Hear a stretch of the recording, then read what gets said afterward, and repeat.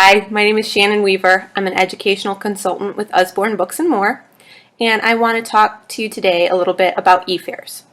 Efairs are our web equivalent of holding a book fair. Just like we have home parties and web-based parties, we can have physical book fairs and electronic book fairs. It's great for companies that don't necessarily want a physical presence in their building for a book fair, or for companies that like the idea of holding a month-long fundraiser type of book fair. So it's a great tool to take when you're approaching a preschool, or if you're dealing with some sort of a therapy center for children. It's a great option for groups like that. They're set up in e-commerce the same way that you set up an e-party. There's the drop-down menu when you add an event, and you can choose to either create a party or create a book fair. If you choose book fair, you have the option to put in the name of the company, the tax ID information if they're tax exempt. You don't have to put this information in here, but it's helpful for you. And you also have the option at this point to disable shipping. This is a really important thing to remember. If you do not check the box here, then anyone can have their orders shipped to the organization, to the business. This may be what the business wants. So all the orders come in at the same time, everyone gets free shipping, and then you, if it's an organization that's physically close to you, you're able to sort through the orders for them and distribute them, or maybe the organization or preschool themselves wants to go through and check their order and hand out the books.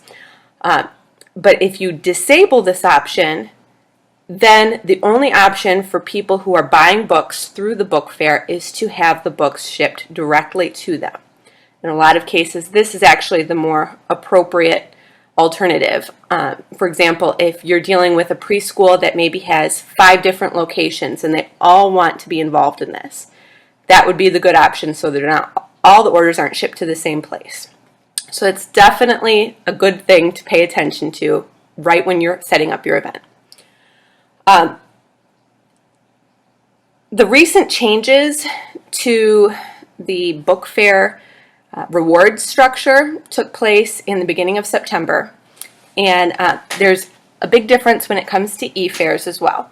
So the rules now are that in any kind of Efair order of $250 in retail sales or greater, the organization holding the book fair will get 50% of retail sales back in merchandise credit, which is great.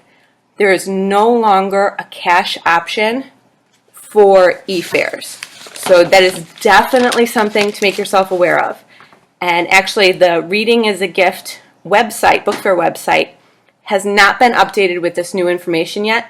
So be aware if you send potential customers to that website to get more information, it may not have the most up-to-date information on there.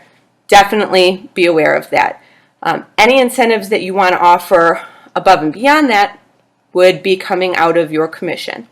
The commission for an Efair, again, is 17% as opposed to 25% that we get for hosting just a regular e-party. So these are all things to be carefully aware of when you're setting up your Efair.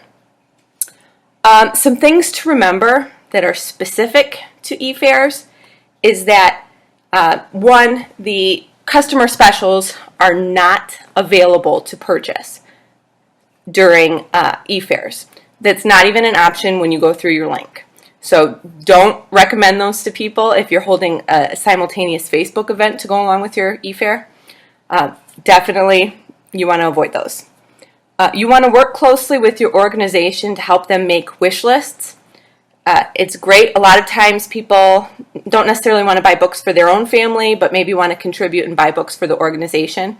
So having wish lists available and easy to find is a great way to boost sales. There's also some great resources in the consultant toolbox. If you go, and there's lots of information on book fairs that apply to both book fairs and e-fairs.